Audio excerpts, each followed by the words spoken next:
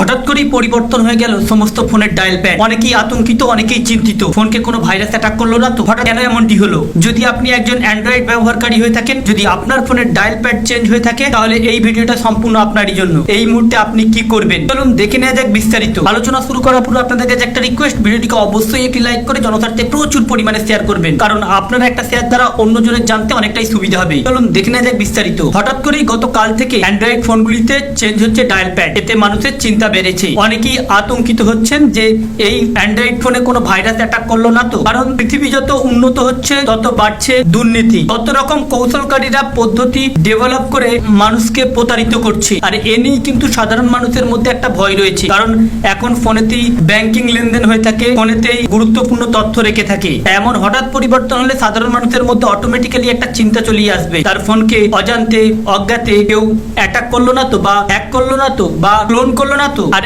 এই dial pad পরিবর্তন হতেই এমন চিন্তা বেড়েছে সাধারণ মানুষের মধ্যেই। তবে এই ডায়াল প্যাডটি, নতুন যে ডায়াল প্যাড এসেছে, সেখানে এই রূপটি দেখাচ্ছে। এখানে দেখুন পূর্বের তুলনায় সম্পূর্ণ পরিবর্তন হয়েছে। এই মুহূর্তে আপনি কি করবেন? এখানে বলা হচ্ছে অনেক সময় অ্যান্ড্রয়েড স্মার্টফোন ব্যবহারকারী হঠাৎই তাদের ফোনের প্যাড বা কালার স্ক্রিন বদলে যেতে দেখছে গত দুদিন ধরে। পরিচিত সবুজ রঙের ডায়াল প্যাডের জায়গায় গুগল ফোন বা অ্যাপের নতুন একটি ইন্টারফেস চলে আসছে, তাতে বিভ্রান্ত হচ্ছে অনেকেই আবার সমস্যা বোধ করছেন। এই পরিবর্তনটি আসলে কোনো ত্রুটির কারণ নয়, বা এই পরিবর্তন যদি আপনার হয়ে থাকে আতঙ্কিত হবার কোনো দরকারই নেই। এটা কোনো ভাইরাস অ্যাটাক করেনি। এটি মূলত গুগল তাদের ডিফল্ট ফোন যে অ্যাপ্লিকেশন রয়েছে, আপনার যে ফোন অ্যাপ্লিকেশনটি রয়েছে, সেটি গুগল অটোমেটিক্যালি বা স্বয়ংক্রিয়ভাবে আপডেট করেছে, যার ফলে নতুন এই ইন্টারফেস দেখাচ্ছে। যদি এই আপডেটটিতে আপনার অসুবিধা হয়ে থাকে, তাহলে কিন্তু আপনি নিজে থেকেই আবার পূর্বের অবস্থায় ফিরে যেতে পারেন, অর্থাৎ আগে যে ডায়াল প্যাড ছিল সেই ডায়াল প্যাডটি করতে পারেন। এর জন্য সবার প্রথমে আপনাকে আপনার গুগল যে ফোন রয়েছে বা ফোনের যে লোগোটি রয়েছে, ওই ফোনের চাপ দিয়ে থাকতে হবে।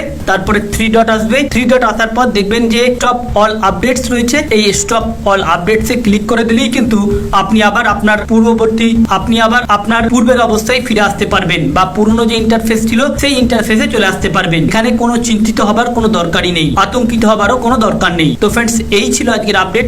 আমাদের উদ্দেশ্য ছিল কেবলমাত্র এই আপডেটটি আপনাদের সামনে উপস্থাপন করা, যাতে আপনাদের জানতে সুবিধা হয়ে থাকে।